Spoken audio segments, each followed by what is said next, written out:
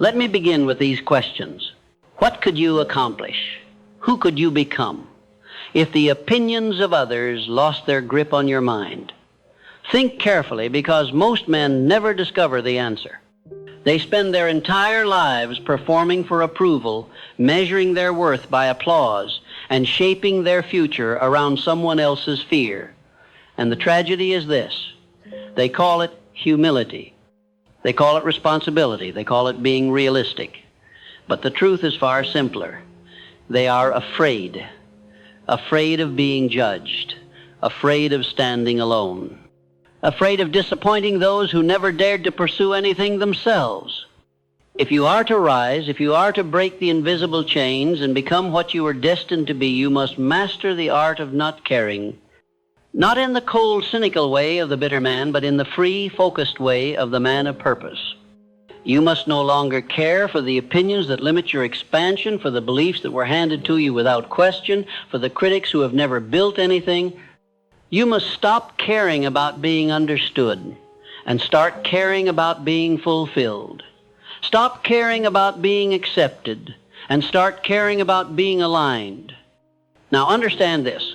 Not caring does not mean disconnection.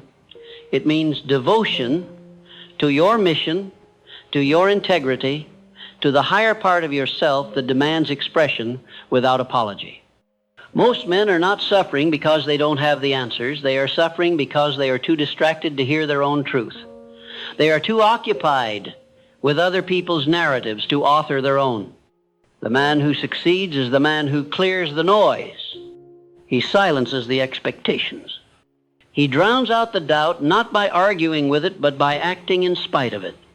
The first step to mastering the art of not caring is to recognize the cost of caring too much. Every time you hesitate because someone might not agree, you rob yourself of momentum.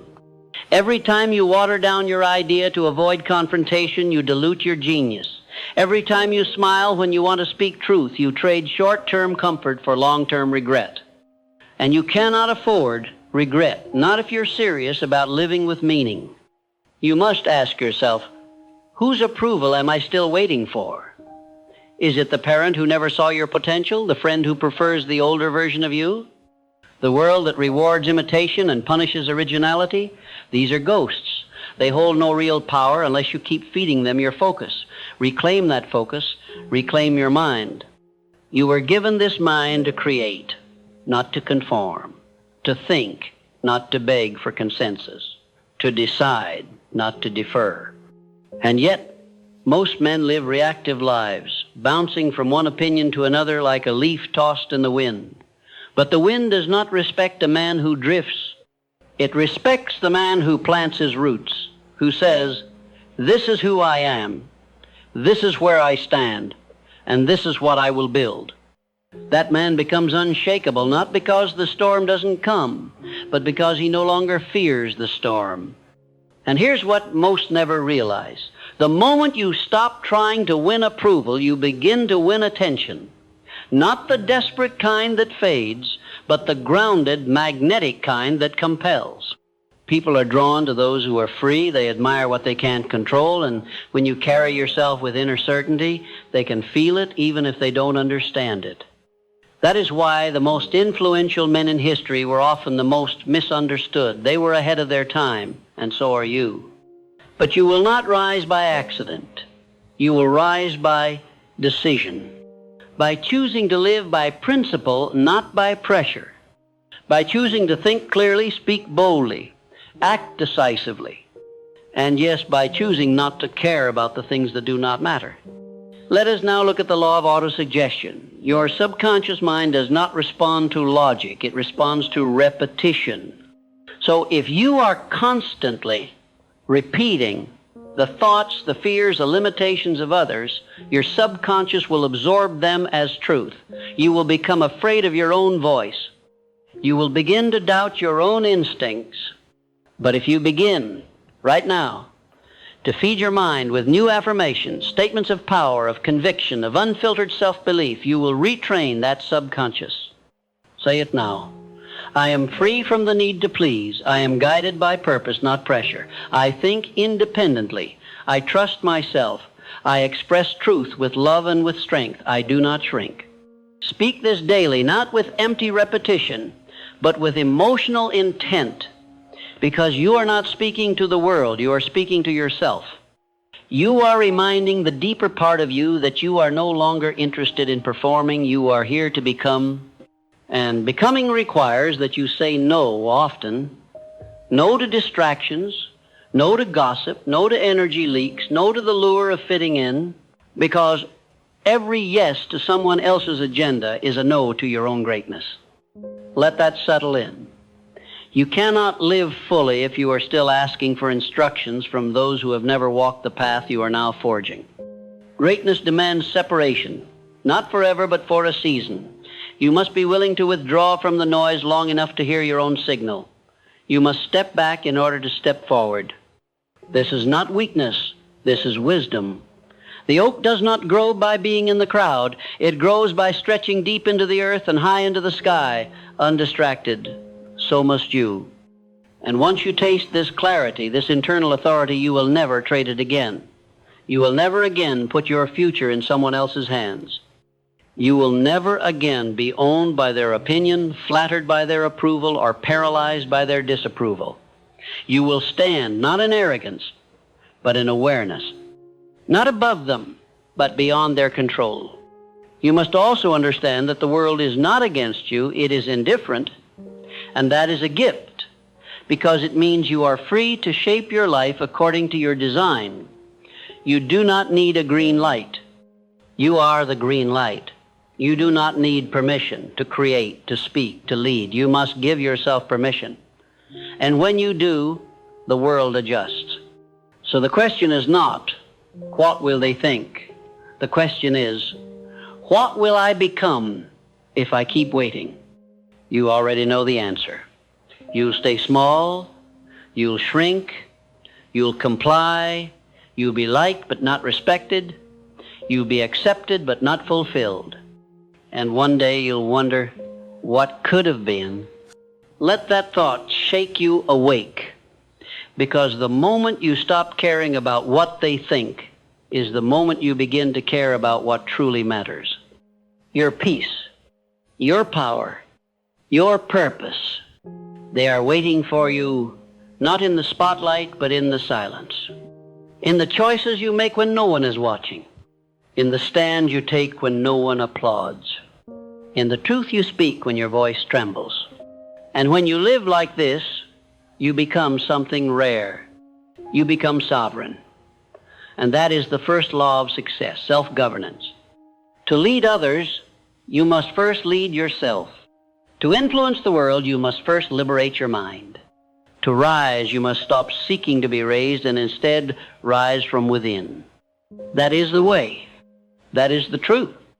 That is the art of not caring. Once a man begins to live with this level of clarity, this sacred detachment from outside noise, his life begins to shift in ways he cannot fully explain. He speaks less, but with more weight. He acts slowly, but with precision. He stops seeking motivation from others and starts drawing direction from within. And slowly, the energy of need falls away. That craving for validation, that hunger for applause, that longing for agreement, all of it loses its grip. Because the man who has found his center does not need to be pulled in any direction. He becomes a source, not a seeker. And here lies the true power of not caring. You no longer live for attention, but from attention to your own thoughts, your own principles, your own desires. You no longer chase, you attract. Not through force, but through frequency. Because once you detach from needing them to see you, they begin to notice you. But remember, it is not enough to know this. You must live it. Knowledge is potential. Application is power. So begin now. Make it your mission to no longer betray yourself. When your intuition whispers speak, do not silence it. When your instincts say walk away, do not wait for confirmation. When your soul cries this is your path, stop asking for a second opinion. Every time you honor that voice, you expand. Every time you listen to it over the noise, you deepen your roots. You are training your subconscious to obey your spirit, not your fears. Now consider the role of environment. If you are constantly surrounded by people who mock your clarity, who question your evolution, who pull you back into conformity, you must rise above. This is not cruelty, this is wisdom. The oak tree does not resent the weeds it outgrows. It simply grows, and you must do the same. You can love people and still outgrow their energy. You can be kind and still walk away. The art of not caring is not about becoming hard. It's about becoming whole.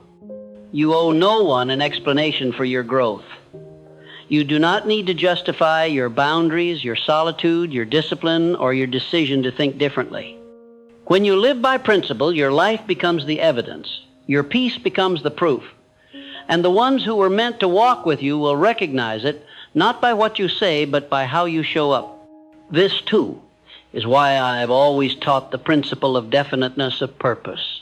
When you are certain of your mission, distractions lose their appeal. Opinions lose their weight. The moment you get clear about who you are and what you are here to do, life becomes quieter, not because the noise goes away, but because it no longer enters you. You develop spiritual immunity. You hear it, but it doesn't shake you. You see it, but you don't react to it. You keep walking straight, strong, and sure. The confident man is not the one who never doubts. He is the one who refuses to be directed by doubt. He feels it, but he moves anyway. He acknowledges it, but he does not bow to it. He continues not because he is certain of the outcome, but because he is certain of his intention. That is what makes him magnetic. Not his perfection, but his integrity. Integrity means you are whole. It means you are the same man in the dark as you are in the light. It means you no longer perform, you embody. And people trust that. They may not understand your choices, but they will feel your authenticity. And authenticity, I tell you, is the new currency. It cannot be bought, it cannot be faked, and it cannot be stolen. It is earned through daily alignment, through thousands of unseen choices, through the discipline of living from the inside out. Now let us speak of faith, because the man who does not care what others think is not without belief. He simply chooses where to place it. He no longer places it in people's moods, in fleeting trends, or in public opinion. He places it in universal law, in his God-given power to choose his thoughts. In the divine principle that what is sown in silence will be reaped in season. And this faith becomes a shield. It guards his mind. It sustains him when the world is quiet. It becomes his source of rest. When you walk by this kind of faith, you stop forcing things, you stop begging, you stop pretending. You do what you're here to do. You build with focus. You move with peace. You let others talk while you plant seeds, and then when the harvest comes, they will say, "Where did he come from?" But you will know you were always becoming. Caring too much leads to misalignment, and misalignment leads to exhaustion. How many are tired not because of hard work, but because of emotional compromise, because they keep saying yes when they mean no, because they keep showing up for everyone but themselves? That is not service. That is self-abandonment, and you must end it now. You were not made to live fragmented. You were not made to be a mirror of others. You were made to reflect truth, to radiate your design, to live as a complete expression of the life force within you. And every time you suppress that, you pay a price, a heavy one, in energy, in focus, in peace. But when you stop caring about what people think, you stop paying that price. You start investing that energy into things that compound your vision, your craft, your well-being, your legacy. And when your energy compounds, your confidence grows, not from compliments, but from consistency, not from attention, but from alignment. And that confidence becomes sacred. It's no longer situational, it's no longer negotiable, it becomes who you are. So how do you know you're mastering the art of not caring? You don't explain as much. You don't rush. You don't justify. You make peace with being misread. You say less, but what you say lands with weight. You feel more grounded in silence than in the spotlight. You care deeply about the mission and less about the noise surrounding it. This is the man who builds movements, who births ideas, who carries a presence that cannot be copied, because he has made the decision once and for all to live by truth, to serve without need, to create without compromise. And the world, it adjusts, slowly at first, but eventually it bends toward the man who is rooted in his convictions. It may resist him, it may test him, but in the end it must acknowledge him, because the fruit of his life becomes undeniable. You are that man, and you are being called to live that life. You do not need to care about the crowd when you are building for eternity. The final level of not caring is not rebellion, it is sovereignty. It is when you no longer need to protect your energy because your energy is no longer influenced by anything outside of principle. It is when you can walk into any room, hear the noise, feel the pressure, sense the judgment, and remain unmoved. You are no longer shrinking. You are no longer defending. You are simply being. That is the ultimate liberation. But this level of strength must be cultivated. It is not inherited. It is not given by birth. It is earned through self-observation, through daily discipline, through relentless reflection. You must train your mind to serve your higher self, not the lower self that constantly begs to be liked, noticed, and accepted. You must become the master of your thoughts, not a slave to the emotional weather of those around you. You must learn to walk away, not in bitterness, but in boldness. Not every invitation deserves your attention. Not every battle deserves your sword. Choose your ground with wisdom. Speak when your words carry light.